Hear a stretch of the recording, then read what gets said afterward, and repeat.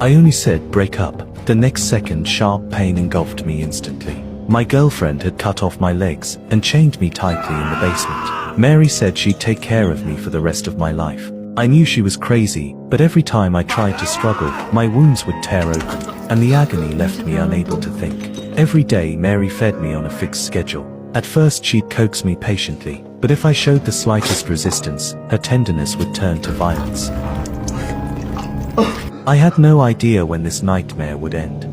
Gradually my injuries began to heal. Mary was overjoyed by this. I'd smile and praise her cooking. She'd ask what I wanted to eat each day.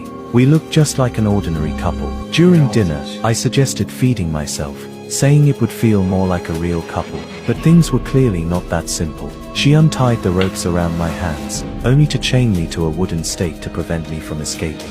I knew I had to seize this chance, so while eating I tentatively offered to brush her hair. Mary didn't refuse. She got lost in this long-absent tenderness, completely unaware that I was quietly pulling out a few strands of her hair as I brushed. Every day after that, I secretly collected the hair, twisting it into thin strings when she wasn't looking, then braiding those strings into a long rope.